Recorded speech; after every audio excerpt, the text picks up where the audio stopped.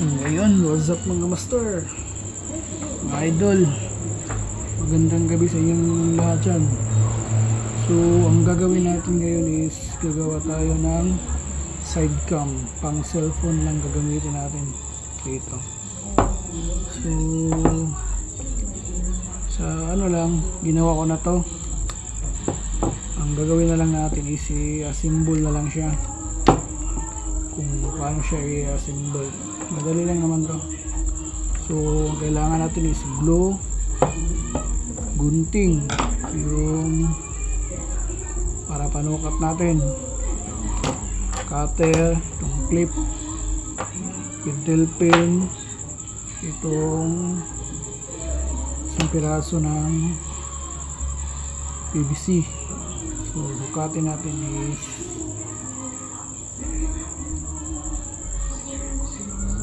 37.6 mm.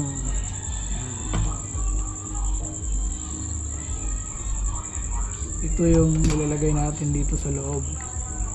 Yan. Ang sukat pala nito is 3/4, 47.2 mm. Kita ba? Parang malulubat na ito yung ano, 47 point, ano na ito, 47.3 o 3/4 kung hindi ako nagkakamali, 3/4 to. Tapos itong cellphone holder, itong glass natin, yung reflected glass natin na kulay green ang gamit natin. At tulad yung akin, yung sa side cam ko, ito din ginagamit ko na glass. At itong frame para sa cellphone, at itong PVC na 50mm. Ang laki niya is 50mm. At ang haba niya is nilagyan natin ng 4.25 inches ang haba niya dito. Wala dito hanggang dito, 4.25 inches lang. Tapos yung frame niya para sa cellphone, ang haba niya mula dito hanggang dito is 6.5 inches dito hanggang dito. Yan. At ang dito naman sa baba ko doon sa taas is 3.48 inches. Yan, mula dito. Mula dito hanggang dito is 3.48 inches. Nilagyan ko na yan para makita din. Tapos yung dito, yung kapal niya is 2.20 inches yan. 2.20 inches. So, ayan. Simbol na natin.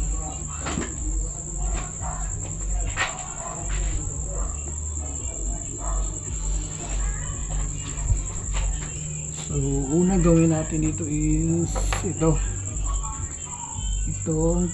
3/4 pasok natin dito.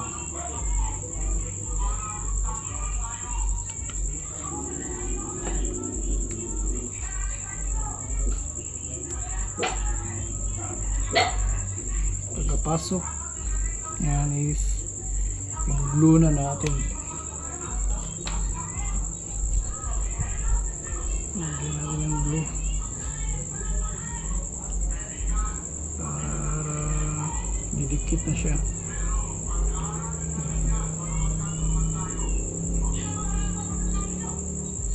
Nilagyan ko na nito para sa stopper dito, para hindi siya gagalaw. Lagyan din natin sa loob kunti. Ayan.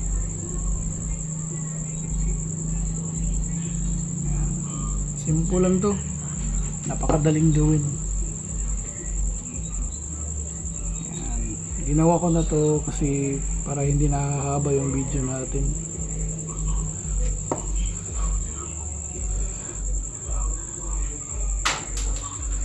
Ang laki pala ng butas dito is 3/4. Hindi ako nagkakamali, 3/4 to, para makita talaga.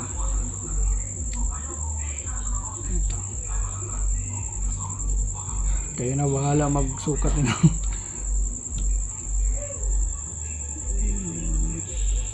2.80 inches yan. Yung outer diameter niya. Yan, 2.80.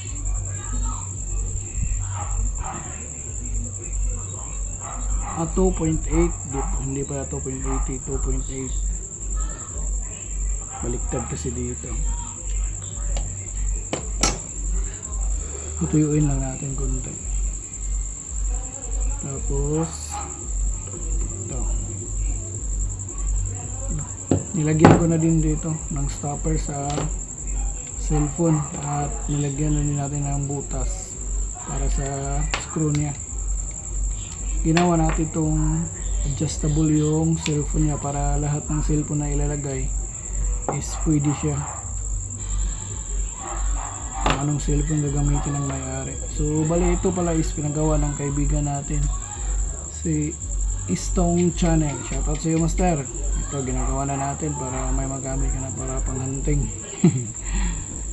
So ayan, ganyan lang siya. Pasok na dito sa may butas. 3/4 din itong butas niya. 3/4 ata ito.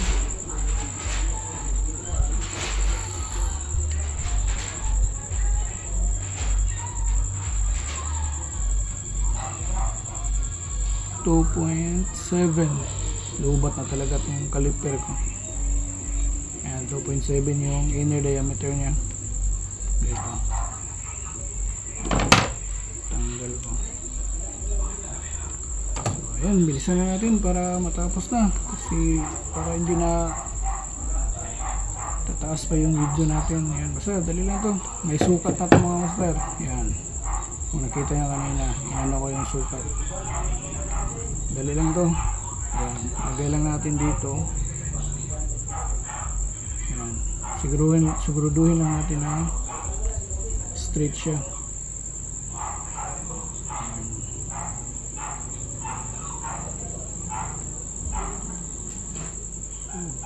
Align lang natin.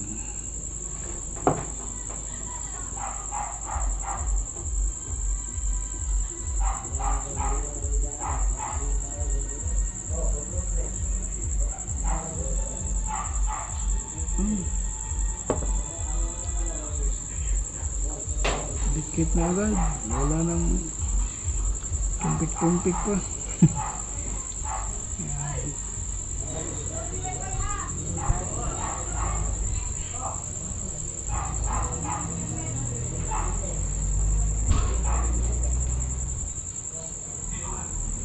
Lagyan din natin dito sa loob.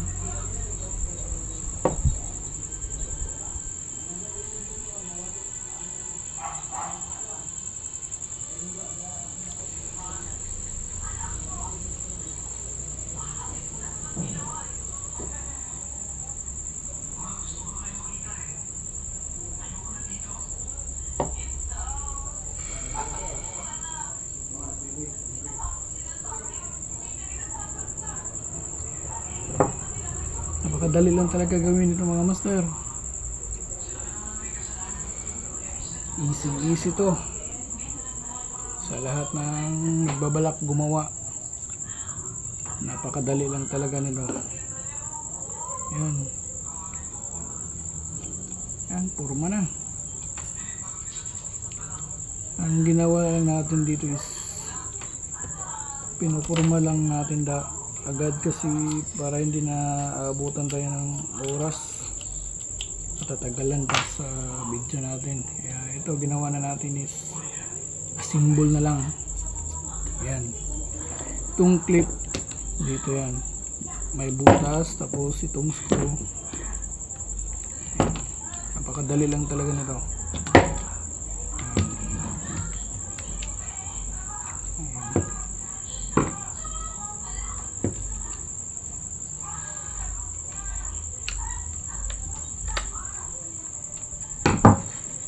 Yun, dali na.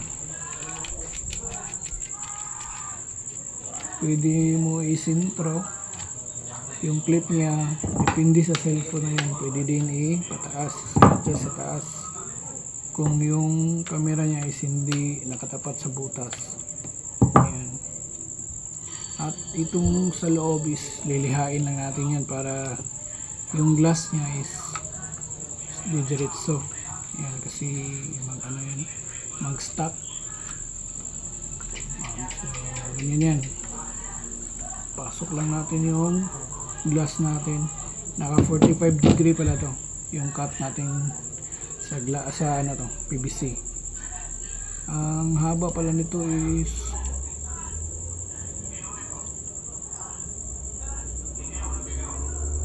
3.05 inches. Yan, dito hanggang dito. Tapos naka 45 inches yung cut. Ako, napakadali nito mga master. Yan.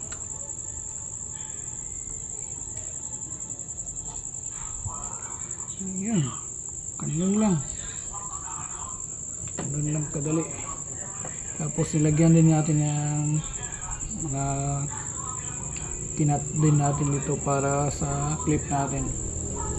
Ayan, para dito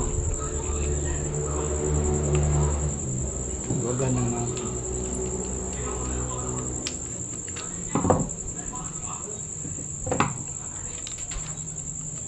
Napakadali talaga.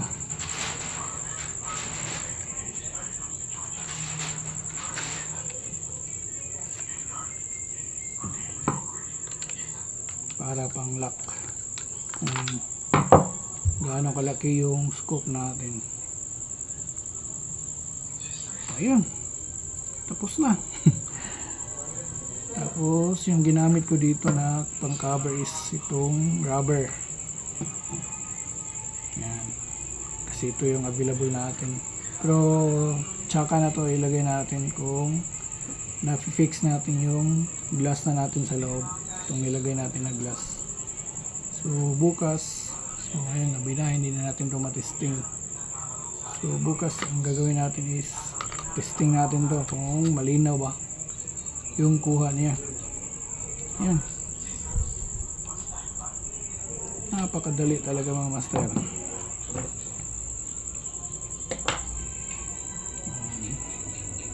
Tanggalin natin yung glass, dagdagan natin ng glue. Ang gamit ko pala na glue is ito lang, mumurahin lang, yung Bucel 8502C power glue. Ito lang. At nabibili lang to sa Mr. DIY na store. So, ayun, ano lang, tapos na. So hindi na natin pinakita yung paano natin kinakat. So abutan tayo ng 2 oras nun.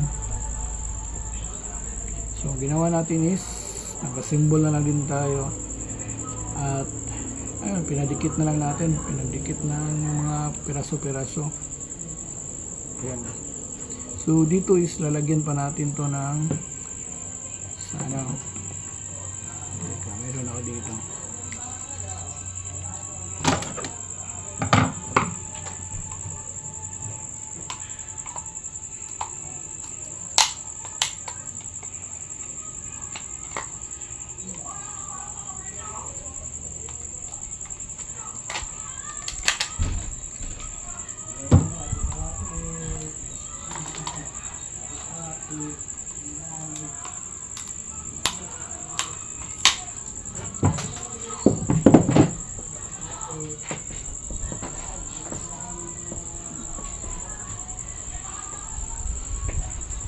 Ito yung makukuha to sa selfie stick. Yung ginagamit sa camera pag si-selfie ka. Ito. Sa luma ko tong side cam. Kinuha ko lang kasi wala akong mahanap dito sa iwan ko kung na saan yun. Yung mga ginawa, yung mga tinago kong materialis kung side cam ko dati. Liha lang natin para didikit siya sa PVC.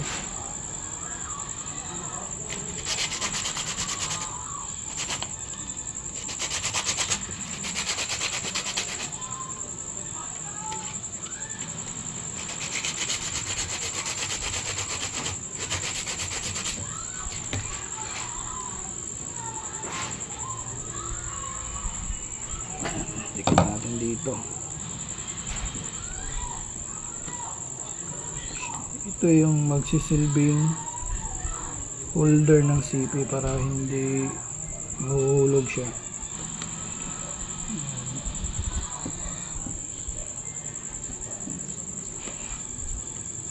Ganyan lang kadali mga master. Pasensya na, hindi natin inisa-isa kung paano natin pinagawa. Kasi abutan tayo ng oras. Matatagal lang kasi tayo pag pinakita pa natin paano pinag-cut. Sa basic lang itong pinakita ko sa inyo master, sample lang.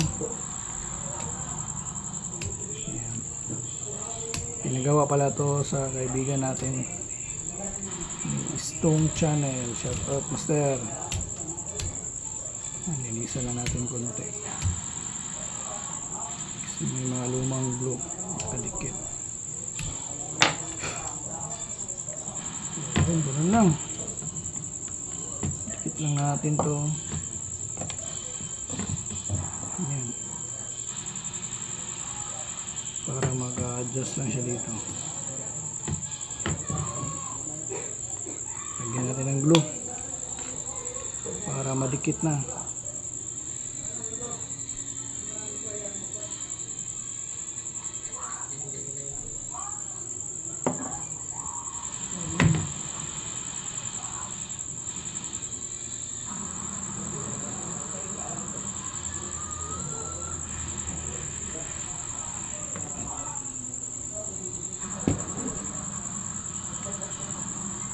Parang ayaw niyang dumikit baliktarin lang natin.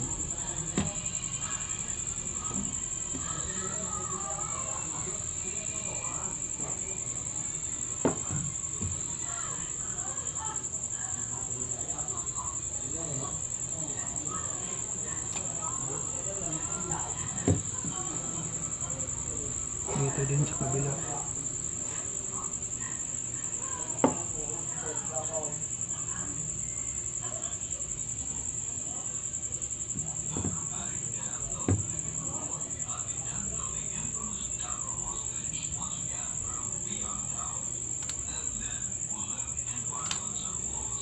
Ayan talaga.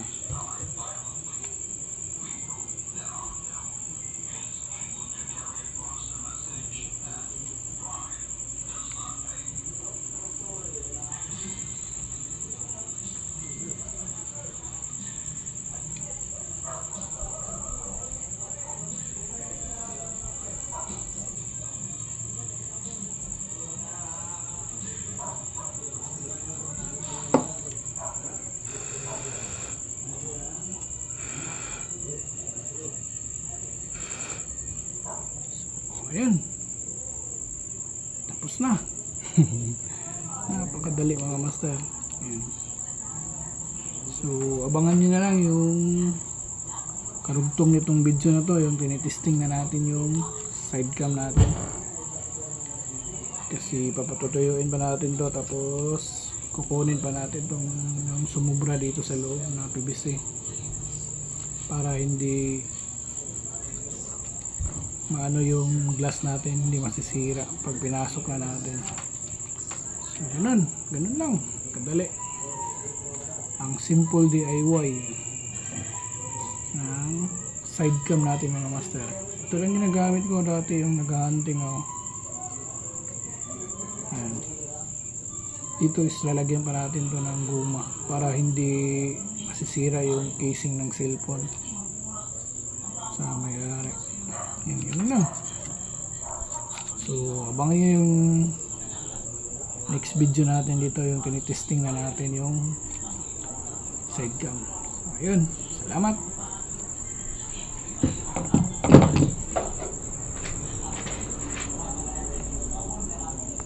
A few moments later.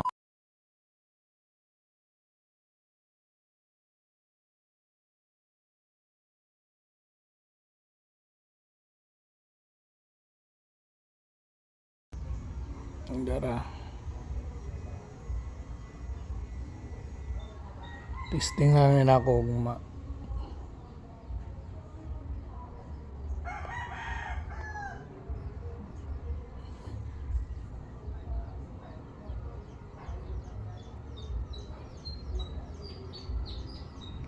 Tinaw naman. Ara. Sting ara og maog record target ba. Duty pa ko karon.